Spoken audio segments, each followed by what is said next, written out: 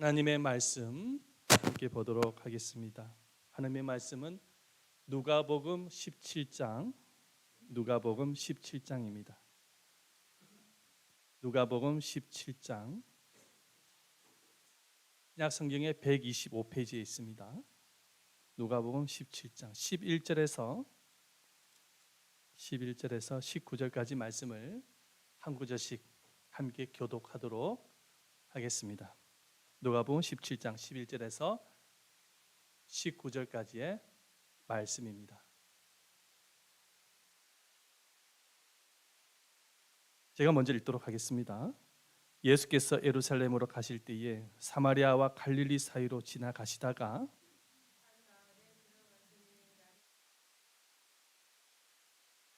소리를 높여 이르되 예수 선생님이여 우리를 불쌍히 여기소서 하거늘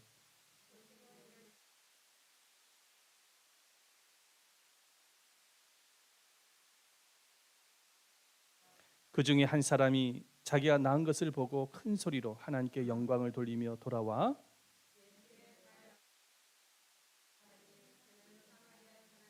예수께서 대답하여 이르시되 10사람이 다 깨끗함을 받지 아니하였느냐 그 9은 어디 있느냐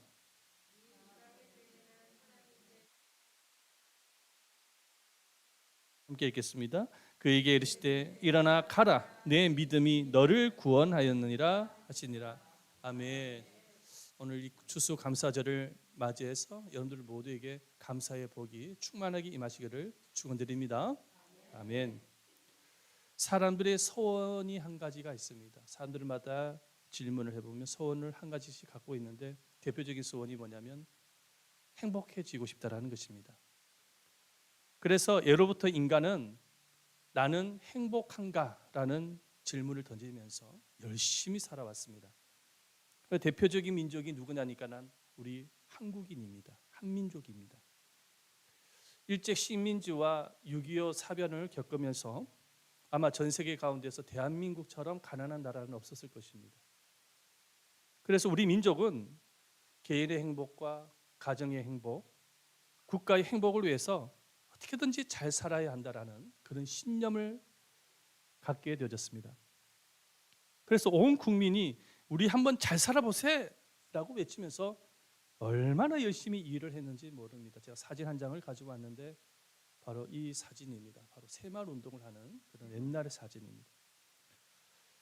이렇게 노력한 결과 우리나라 1인당 국민소득이 23,000불, 경제 규모로는 세계 10위권에 안에 듭니다. 무역 규모가 1조 달러, 어마어마합니다. 수출이 세계 6위, 수출이 달성하게 되었습니다. 아마 전 세계인들 가운데서 우리 민족처럼 부지런하며 열심히 일을 하는 민족은 아마 드물 것입니다. 그런데 우리는 한 가지 질문을 해보아야 할 것이 있습니다. 이렇게 잘 살게 된 한국인들은 그거보다 행복한 삶을 살고 있는가 아닙니까? 이렇게 풍성한 경제를 갖게 되어진 한국인들은 과거보다 행복하게 살고 있는가? 그런데 그렇지 못한 것이 솔직한 현실인 것입니다. 최근에 조사에 의하면 우리나라 행복 지수를 조사해 보았더니 선진국 36개국 중에 27위에 불과했습니다. 자살률은 여전히 OECD 국가 중에서 10년째 1위를 달성하고 있습니다. 자살률이. 이 사실만 봐도 우리 한국인들의 현재 행복 지수는 거의 후진국 수준임을 알 수가 있습니다. 참으로 이상하지 않습니까? 분명히 물질적으로는 풍요로워졌는데 행복 지수는 여전히 후진국을 모면하지 못하고 있다는 것입니다. 한국인들의 행복 지수가 낮은 이유가 무엇일까요? 행복 지수가 이렇게 낮은 이유가 무엇일까요? 사람들은 왜 이렇게 자살을 할까요? 행복 지수가 낮은 이유에 대해서 많은 학자들이 이야기를 하는데 혹 학자는 이렇게 이야기를 합니다. 한국인들은 감사보다는 원망과 불평을 많이 하는 민족이라는 것입니다. 그 이유를 이렇게 대고 있습니다. 우리 한민족은 역사적으로 보면은 침략을 많이 당한 민족이라는 거예요. 외세의 침략을 많이 당했다라는 것입니다. 그래서 피해 의식과 내면의 깊은 상처, 그래서 한이 많은 민족이라는 거, 마음이 한이 많은 민족. 그러니까 마음이 한이 많다 보니까 감사보다는 원망과 불평이 많이 나왔다라는 것입니다. 이분의 의견이 근거가 있는지는 정확하게 저는 잘 모르겠습니다. 하지만 분명한 사실은 뭐냐면은 감사가 없이는 행복을 기대할 수 없다는 겁니다. 아무리 풍요로워져도 건강해도 상황과 환경이 나아져도 감사가 없이는 행복을 기대할 수가 없는 것입니다. 반대로 아무리 풍요롭지 못하고 건강치도 못하고 환경이 힘들어도 그 심령 속에 마음 속에 감사가 있다고 한다면 행복한 삶을 살게 되는 것입니다.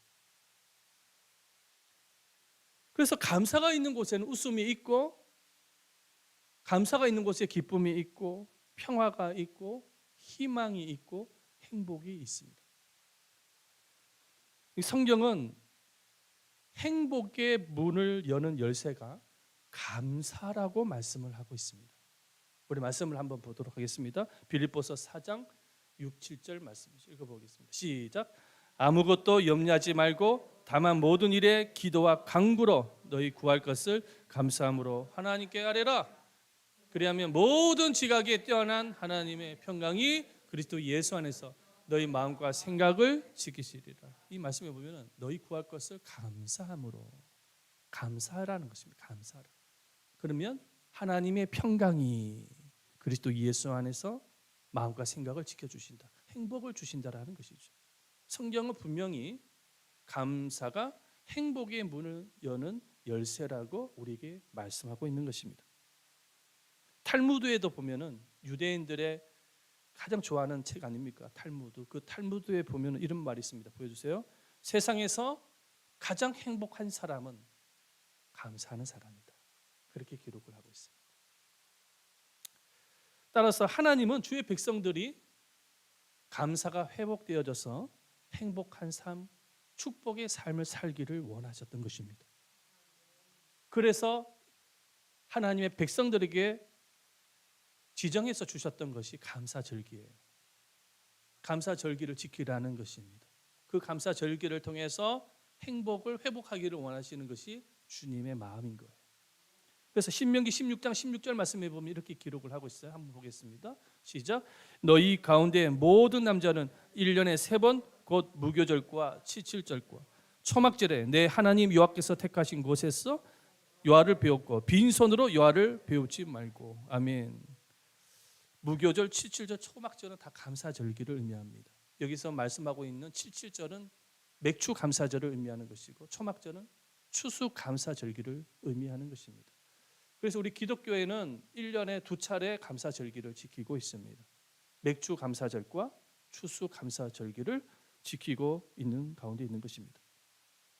자, 그렇다면 우리는 이 행복의 문을 열기 위해서, 행복의 문을 열기 위해서 어떻게 감사를 해야 될까요? 어떻게 감사를 해야 될까요?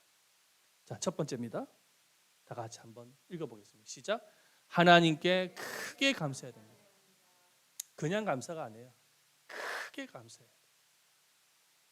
오늘 우리가 방금 읽었던 이 본문의 말씀은 아마 여러분들이 잘 아는 말씀이라고 생각을 합니다. 이 말씀은 보면은 예수님께서 10명의 나병 환자를 치유해 주신 말씀입니다.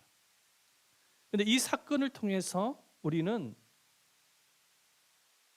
알게 되어진 것이 있다고 한다면은 참으로 인간은 얼마나 감사할 줄 모르는 존재인가라는 사실을 발견하게 되십니다.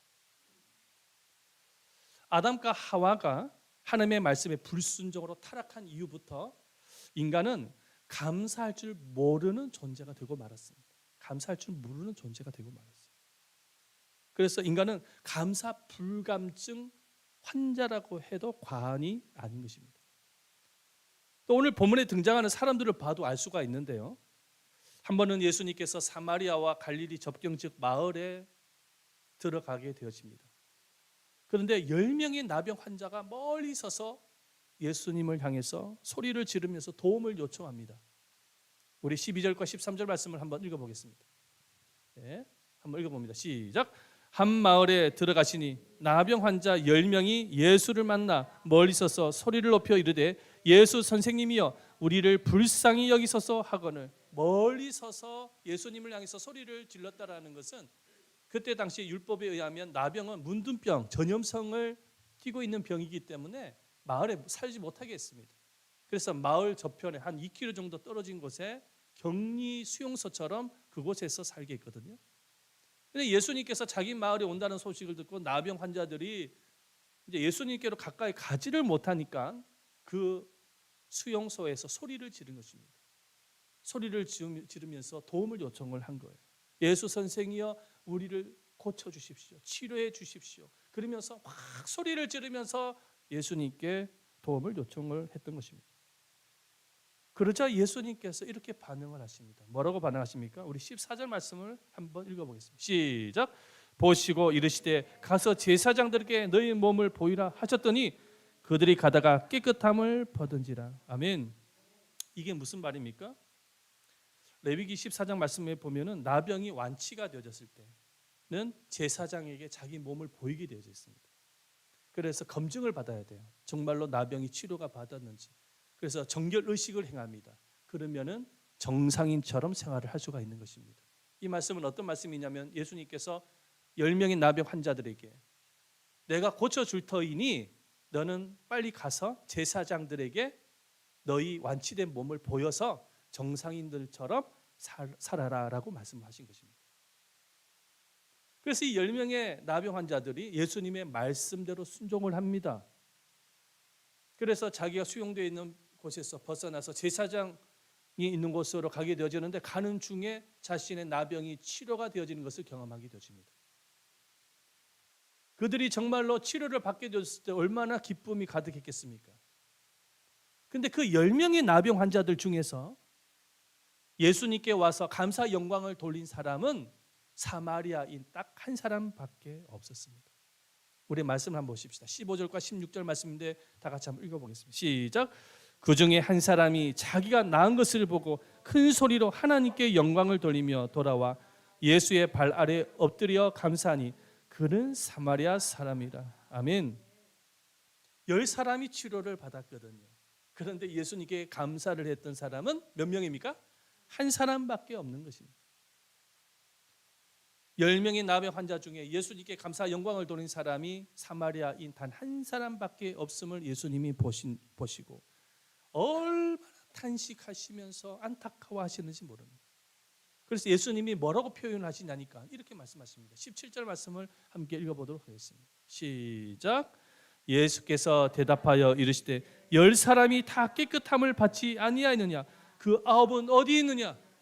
10사람이 치료를 받지 않았느냐? 그런데 하나님께 감사 영광을 돌린 사람이 어찌 너밖에 없느냐?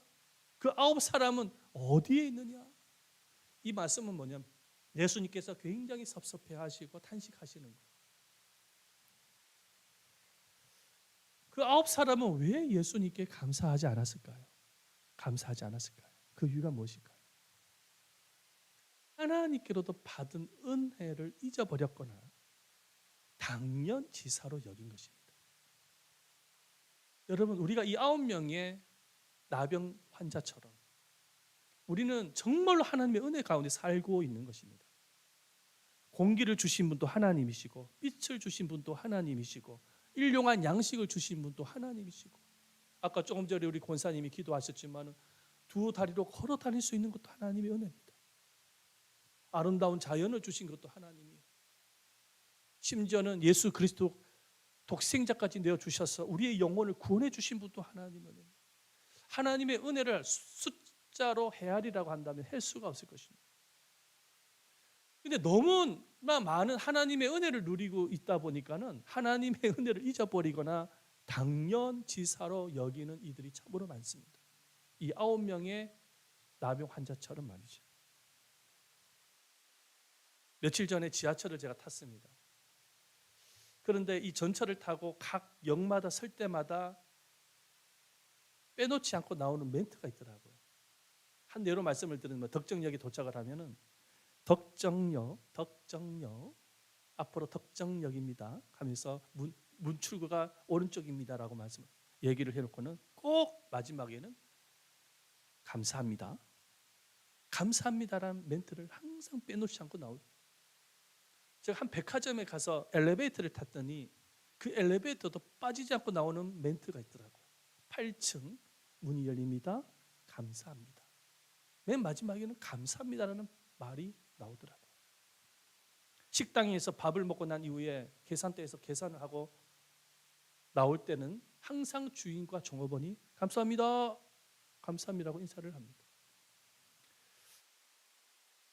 비록 이런 감사 표현은 자신의 이권과 유익을 위한 전략적 표현일지 모르겠지만 우리 인간 사회에서 흔하게 들을 수 있는 감사 내용인 것입니다. 하지만 우리에게 큰 은혜를 베풀어 주신 하나님 앞에 이렇게 감사하는 사람은 별로 없습니다. 하나님 아버지께 감사합니다라고 표현을 하는 이들이 많이 없다란 말입니다. 하나님께서 많은 것을 주셨지만 하나님 앞에 감사로 표현하는 사람은 없더라는 거예요.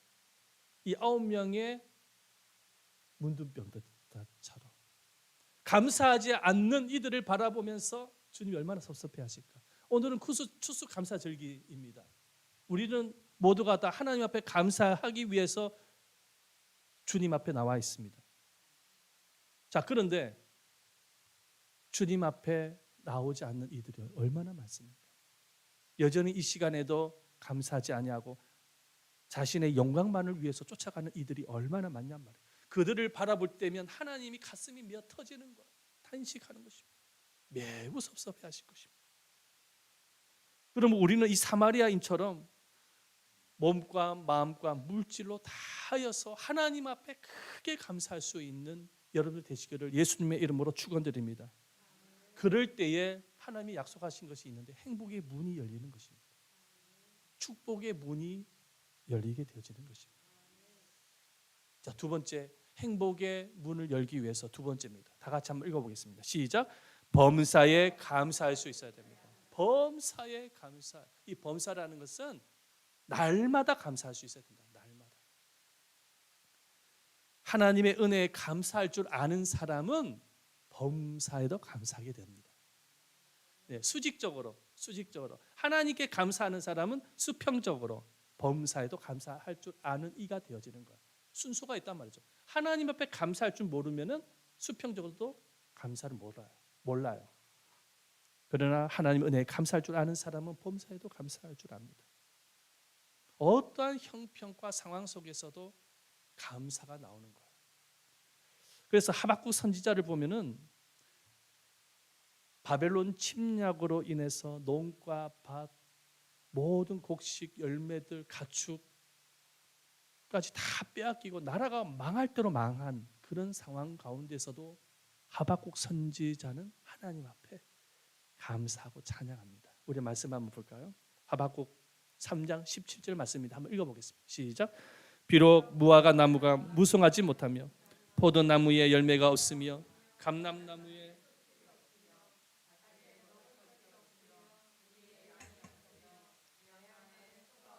18절 말씀 시작. 나는 여호와로 말미암아 즐거워하며 나의 구원의 하나님으로 말미암아 기뻐하리로다. 아멘. 여러분 한번 생각을 해보시기를 바랍니다. 모든 것을 다 잃었습니다. 전쟁으로 말미암아 침략을 받았어. 나라가 완전히 망했습니다. 경제가 완전히 망했어요. 그런 상황 속에서 감사가 나옵니까? 나올 수가 없는 환경이지요. 그런데도 하박국 선지자는 감사하고 찬양합니다. 어떻게 이런 상황 속에 감사가 나올 수 있을까요? 바로 여호와로 말미암아. 성경에 보면은 여호와로 말미암아 즐거워하며 나의 구원의 하나님으로 말미암아 하나님의 함께 하심을 믿고 있으니까 감사가 나오더라는 것입니다. 빌립보서 말씀해 보면 16장 말씀해 보면 사도 바울과 실라가 복음을 전하다가 붙잡혀 가지고 매를 맞고 빌립보 감옥 지하 감옥에 투옥이 되어집니다. 억울한 상황이에요. 죄를 지은 것도 없어요. 그냥 복음을 전한 것 외에는 없습니다. 그런데도 억울하게 붙잡혀가지고 감옥살이를 할 수밖에 없는 형편입니다. 그럼에도 불구하고 이 바울과 실라가 그곳에서 뭘 합니까? 하나님을 감사하고 찬양합니다.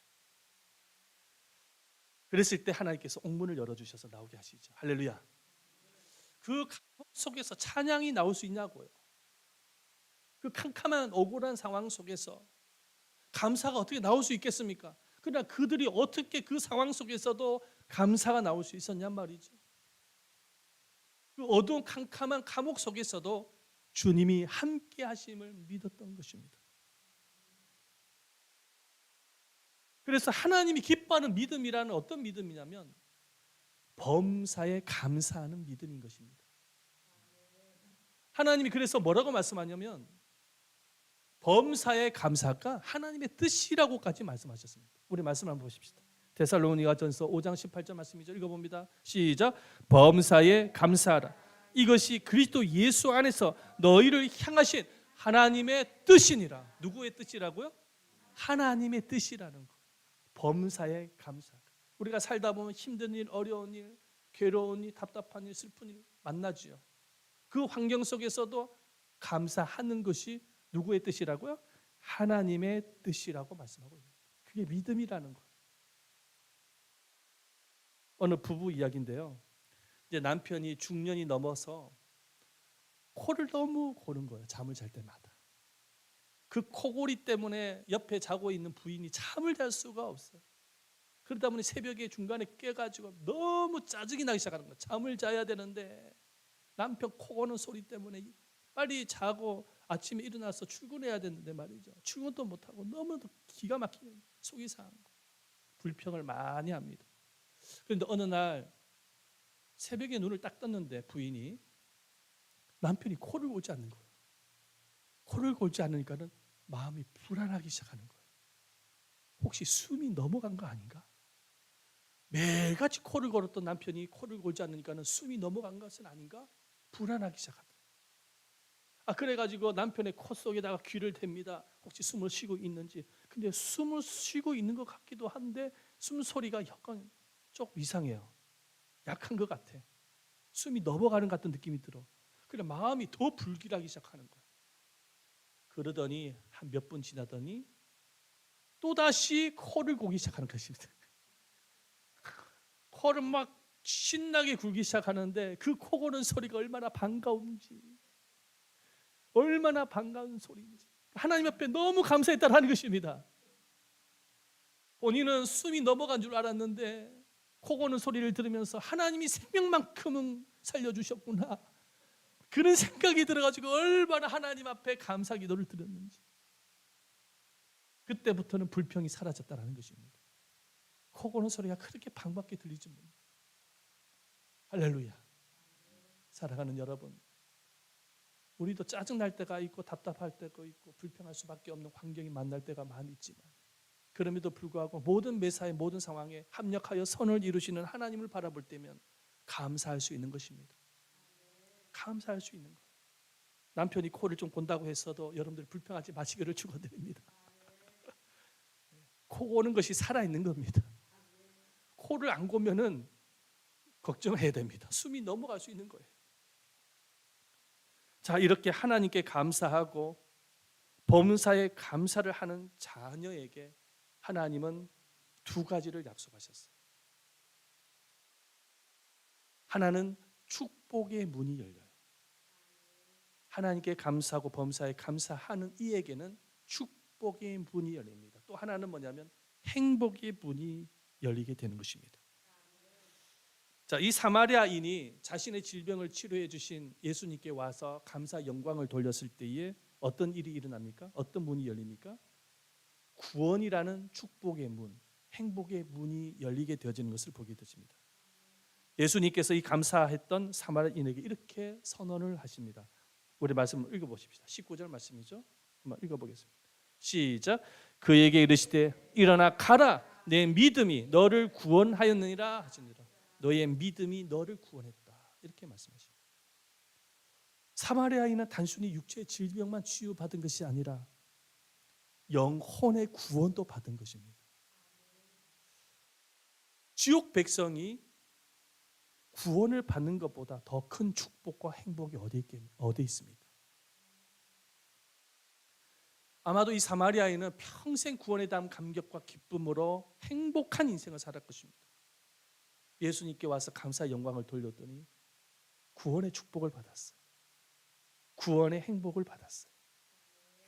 그렇지만 하나님 앞에 감사하지 않았던 9명의 나병 환자들 보십시오. 비록 육체의 질병은 치유받았는지 모르겠지만 그 영혼이 구원을 받지 못했습니다. 그래서 한평생을 불행한 인생을 살다가 영원한 지옥불에 던져졌을 것입니다. 얼마나 불쌍합니까? 그래서 이 감사신앙이라는 것은 뭐냐면 축복과 행복의 문을 여는 열쇠요, 패스워드입니다. 패스워드가 뭔지 아시죠? 컴퓨터에 보면은 비밀, 컴퓨터를 열 수 있는 그 비밀번호가 패스워드라고 하는 것입니다. 축복과 행복의 문을 여는 비밀 열쇠, 패스워드가 바로 감사입니다. 신명기 16장 15절 말씀 한번 읽어봅니다.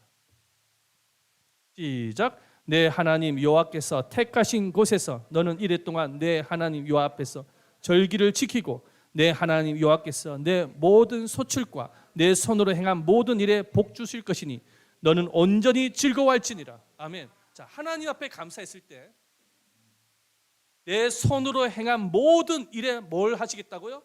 복을 주신다 말씀하고 있습니다. 너는 온전히 즐거워하라고까지도 말씀하고 계시는 거예요. 여러분, 여러분들이 하나님 앞에 감사할 때 하나님이 굉장히 기뻐하십니다. 아멘. 감사 신앙이 진짜 신앙인 거예요. 그래서 매튜 헨리라는 분이 이렇게 말을 했습니다. 한번 보십시다. 다 같이 한번 읽어봅니다. 시작. 감사는 산수에서 더하기와 같아서 모든 것에 감사하면 거기에 하나님의 축복이 더해진다. 어떤 일이든지 감사하면 플러스의 축복이 주어진다. 그러나 반대로 원망과 불평은 빼기와 같아서 있는 것까지 빼앗기고 없어진다. 우리가 어떤 상황 속에서든지 감사하면 플러스 축복이 온다라는 거예요. 그러나 자꾸 원망하고 불평하고 이러면 빼기와 같아서 축복이 빼어진다는 것입니다. 그렇다면 우리가 어떻게 인생을 살아가야 될까요? 이 원리를 알고 있다고 한다면 범사에 감사하며 살아가야 되는 거예요. 모든 것이 주님의 은혜이기 때문에. 할렐루야. 좀 힘든 일이 생겼다고 해가지고 그 때문에 이스라엘 백성들처럼 원망하고 불평할 것이 아니라 하나님께서 지금까지 베풀어 주셨던 은혜를 기억하고 앞으로 베풀어 주실 은혜를 기억하면서 감사할 때 플러스 복이 임한다는 사실을 믿으시기를 바랍니다. 그래서 감사는 축복을 여는 열쇠이요, 감사는 행복을 여는 열쇠이다. 그래서 우리가 이번에 추수 감사 절기를 중심으로 해서 날마다 주님께 감사하는 여러분 되시기를 축원드립니다.